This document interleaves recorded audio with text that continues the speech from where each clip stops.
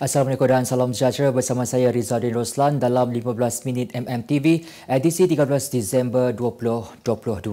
Malaysia perlu menyalurkan semula subsidi pukal yang turut memanfaatkan golongan mahalkaya dan konglomerat ke arah menopang atau menyokong kumpulan B40, M40 dan peniaga kecil yang amat terkesan dan memerlukan. Perdana Menteri Datuk Seri Anwar Ibrahim berkata, sebagai contoh, Tenaga Nasional Berhad TNB mempunyai hampir 10 juta pengguna, tetapi 10% daripada angka itu iaitu 1 juta pengguna yang meliputi kumpulan konglomerat menikmati lebih 50% subsidi elektrik. Jasru, tegas beliau, jabatan-jabatan kerajaan mesti merangka serta membangun wahana bersesuaian bagi melaksanakan subsidi bersasar dengan mengambil kira kepentingan pengguna dan industri serta memastikan kelancaran dan keberkesanan pelaksanaan. Perkara itu disampaikan Perdana Menteri ketika mempengerusikan mesyuarat Majlis Tindakan Sara Hidup bilangan 4 untuk tahun 2022 hari ini. Dalam mesyuarat sama, beliau memberitahu isu bekalan menjadi tumpuan utama kerajaan kerana isu berkenaan akan memberi kesan yang buruk. Susulan itu, kerajaan akan mempertimbang bagi meneliti kaedah campur tangan kerajaan di peringkat pengguna. Agenda politik tidak wajar diheret ke dalam sektor pendidikan negara yang mengakibatkan dasar dan pelan yang sudah dirangka tergendala atau dibatalkan setiap kali berlaku pertukaran menteri dan parti yang memerintah. Setiausaha Agung Kesatuan Perkhidmatan Perguruan Kebangsaan NUTP Fauzi Singgon berkata, Menteri Pendidikan yang baharu iaitu Fadila Siddiq perlu meneruskan kesinambungan dasar terdahulu, namun perlu melakukan beberapa penambahbaikan untuk atasi segala kelemahan yang ada. Menteri Pendidikan juga diminta tidak meneruskan sikap menteri sebelum ini yang enggan bertemu dengan Persatuan Pendidik termasuk NUTP bagi membincangkan kelemahan dan masalah di peringkat bawahan. Sementara itu, bekas Ketua Pengarah Pelajaran Tan Sri Alimuddin Muhammad Dom berkata Fadina perlu melihat 4 keutamaan untuk menyelesaikan masalah pendidikan yang membelenggu bukan sahaja warga pendidik dan murid tetapi juga ibu bapa. 4 perkara itu adalah penyelenggaraan sekolah, kokurikulum, latihan guru dan hubungan dengan pihak luar. Kementerian Pendidikan bertanggungjawab menangani 10 isu yang membelenggu sistem persekolahan iaitu sekolah daif, keparatan murid dan kekurangan sekolah, capaian internet, beban tugas guru, kekurangan guru, pentaksiran murid, beg berat, takwin sekolah, kuartus guru terbiar dan kenaikan bayaran RMT. Mana-mana wakil rakyat tidak dibenarkan menganjurkan sesi ceramah di masjid dan surau di negeri Perak. Menteri Besar Perak Datuk Seri Sarani Muhammad berkata keputusan itu juga adalah bagi menghormati titah Sultan Perak Sultan Nazrin Shah berhubung garis panduan itu sebelum ini supaya menjaga kesucian rumah ibadat beragama Islam daripada aktiviti parti politik. Jelas beliau, perkeliling yang dikeluarkan itu jelas mengatakan tiada orang politik dibenarkan untuk berucap dalam surau atau masjid termasuk dirinya sendiri. Ahli Dewan Undangan Negeri Adun yang merupakan pemegang tauliah atau ustaz yang menyampaikan kuliah kini terikat dengan perkeliling yang turut berdepan dengan tindakan penarikan semula tauliah mengajar daripada Jabatan Agama Islam Perak. Terdahulu, bekas Adun Titi Serong Hasnul Zulkarnain Abdul Munaim menerusi laman Facebooknya memuat naik satu poster kuliah maghrib yang disampaikan oleh seorang adun di sebuah masjid selain memohon tindakan sewajarnya diambil. Seorang bapa berusia 40 tahun tergamak membunuh anak sendiri sebelum bertindak menanam mayat kanak-kanak berusia 9 tahun itu di tepi sebatang sungai di Jalan Belami, Kuala Lumpur. Mayat kanak-kanak itu pada awalnya disumbat dalam sebuah beg selepas dibunuh dengan kejam Jumaat lalu. Ketua Polis Daerah Dang Wangi, Assistant Commissioner Nol Delhan Yahya berkata, perbuatan kejam itu terbongkar selepas polis menjalankan siasatan sebaik menerima laporan daripada isteri suspek. Isteri suspek yang berusia 40-an itu mengadu mengenai anaknya yang berada dalam keadaan lemah dan mulut berdarah selepas didera suaminya. Hasil maklumat mendedahkan bahawa suspek memukul mangsa dengan tali pinggang, menjimak air panas selain memijak badan dan mencekik leher kanak-kanak malang tersebut. Hasil laporan turut membawa kepada penangkapan suspek pada pukul 12.30 tengah hari kemarin di Jalan Pasar Pudu. Suspek kini direman selama 7 hari bagi membantu siasatan mengikut Seksyen 31/1/A Akta Kanak-Kanak 2001 dan Seksyen 302 Kanun Kesesaan iaitu bunuh yang membawa hukuman gantung sampai mati jika sabit kesalahan. Apa yang ada dengan Media Mulia Sendang Berhad? Di Media Mulia kami memaparkan berita-berita terkini, tepat dan sensasi menerusi Putusan Malaysia dan juga Kosmos. Berita-berita berkenaan isu semasa, politik, hiburan, sukan, laporan khas. Pelbagai segmen seperti program diskusi dan bual bicara. Orang yang dipaparkan berkongsikan pemikiran baharu dan suara kontemporari. Mendapatkan perkembangan berita semasa melalui laman web dan juga platform media sosial kami, Putusan Online dan Kosmo Online. Seorang wanita warga emas mengaku tidak bersalah di Mahkamah Seksyen Georgetown hari ini atas pertuduhan pengubahan wang haram menerusi aktiviti penjualan seorang bayi perempuan sebanyak RM12,000 tahun lalu. Mengikut pertuduhan, Jamaliah Ahmad, 62 tahun yang juga bekas guru tuition didakwa di bawah Seksyen 4/1 Akta Pencegahan Pengubahan Wang Haram, Pencegahan Pembiayaan Keganasan dan Hasil daripada Aktiviti Haram 2021. Kesalahan itu memperuntukkan hukuman penjara maksimum 15 tahun dan denda tidak kurang 5 kali ganda jumlah atau nilai hasil daripada aktiviti haram atau peralatan kesalahan itu pada masa kesalahan itu dilakukan atau RM5 juta. Mahkamah turut membenarkan tertuduh diikat jamin sebanyak RM10,000 dengan seorang penjamin dengan syarat tambahan perlu melaporkan diri di Balai Polis berhampiran setiap 1 hari bulan, menyerahkan pasport kepada mahkamah serta tidak mengganggu saksi pendakwaan sehingga kes selesai dibicarakan. Mahkamah turut menetapkan 13 Januari depan sebagai tarikh sebutan semula kes. Kemeriahan sebuah pesta ria atau fanfare bertukar tragedi apabila 3 individu termasuk seorang kanak-kanak cedera selepas terjatuh dari permainan sotong ride di Taman Tema Eco Grandeur Bandar Puncak Alam semalam.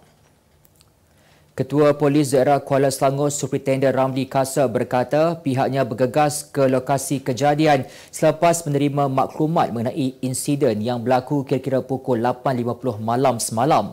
Katanya siasatan awal mendapati mangsa merupakan seorang kanak-kanak dan 2 wanita dikejarkan ke Hospital Shah Alam untuk menerima rawatan sementara.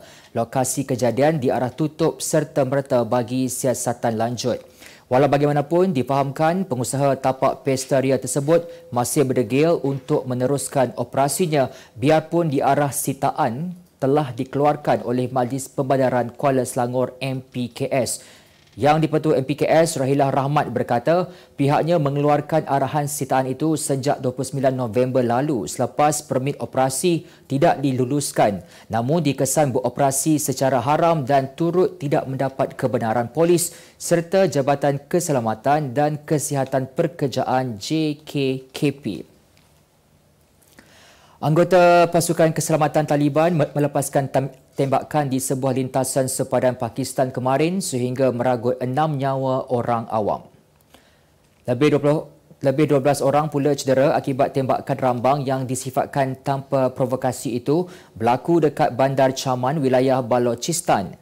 Menurut seorang pegawai khana wilayah Balochistan, pertempuran berlaku selepas tentera Afghanistan cuba memotong pagar di kawasan berkenaan.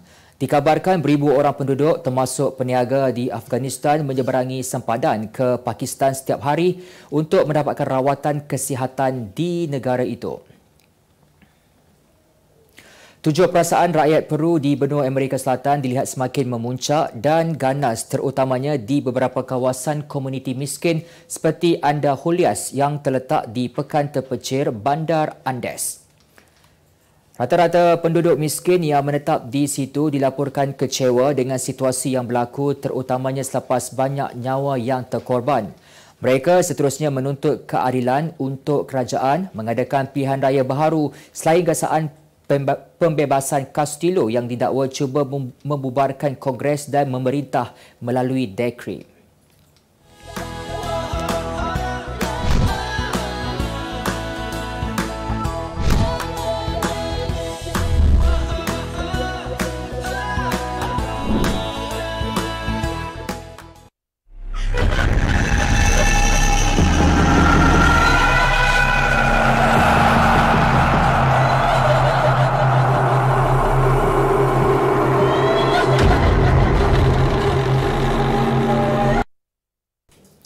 Nilai jualan sektor pembuatan Malaysia berjumlah RM158.9 bilion pada Oktober 2022 meningkat 12.9% daripada tahun sebelumnya, lapor Jabatan Perangkaan Malaysia DOSM.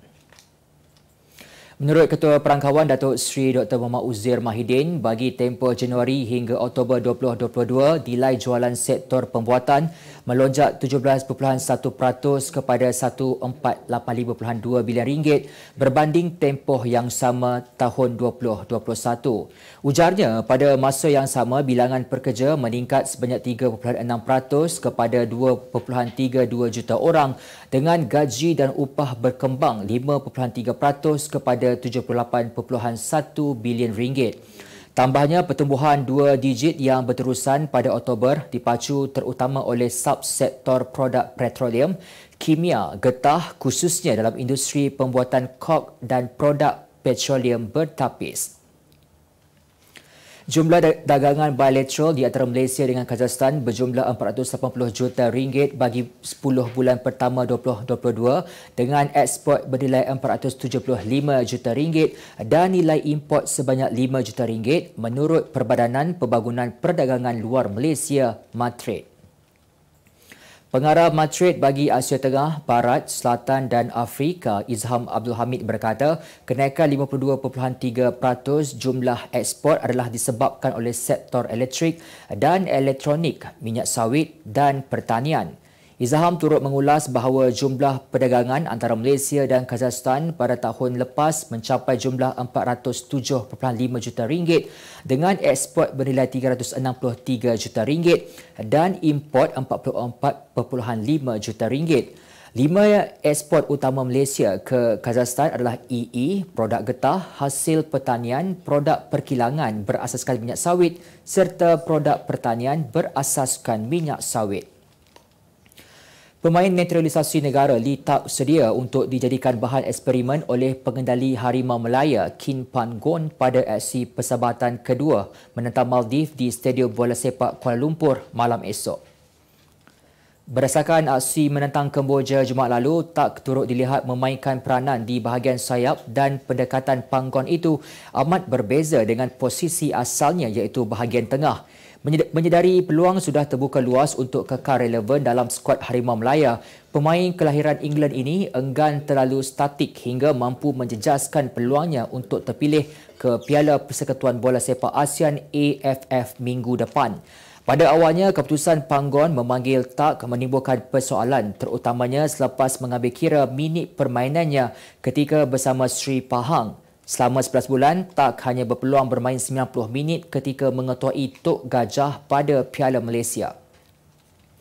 Piala Dunia Qatar 2022 semakin hampir ke puncaknya dengan 4 pasukan berentap untuk menempah tiket ke final pada 18 Disember ini di mana Argentina bertemu Croatia manakala Perancis menentang Maghribi. Namun apa yang menariknya, pertembungan jago Amerika Selatan itu dengan lawan dari Eropah menampilkan dua personaliti yang amat dikenali dunia iaitu Lionel Messi dan Luka Modric. Messi dilihat berdepan peluang terakhirnya untuk menjulang Piala Dunia selepas banyak mengumpul kejayaan di peringkat kelab bersama Barcelona dan Paris Saint-Germain PSG sebelum ini. Namun Croatia yang mempamerkan kehebatannya ketika menyingkirkan juara 5 kali Brazil pada suku akhir ternyata bukan pasukan yang boleh dipandang enteng kerana selain Modric, mereka mempunyai beberapa pemain muda yang perlu diberi perhatian selain ketangkasan penjaga gol Dominik Livakovic yang mula mencuri tumpuan kelab ternama. Argentina yang menduduki ranking ketiga FIFA ketika ini menjadi pilihan untuk melangkah ke final pada 18 November ini. Namun Croatia yang kini berada di tangga ke-12 dunia pasti tidak akan memberikan laluan mudah untuk pencabarnya. Menanti pemenang antara Argentina Croatia di final nanti adalah pemenang satu lagi pertembungan separuh akhir antara juara bertahan Perancis dan jago baharu Afrika Maghribi yang bakal berentap di Stadium Al Bayt awal pagi Khamis ini. Sebagai penutup 15 minit MMTV hari ini, saksikan laporan cuaca esok Rabu 14 Disember 2022. Jangan lupa dapatkan akhbar utusan Malaysia dan Kosmo untuk berita-berita terkini dan menyeluruh. Sekian sahaja daripada saya, Rizadi Roslan. Assalamualaikum dan salam sejahtera.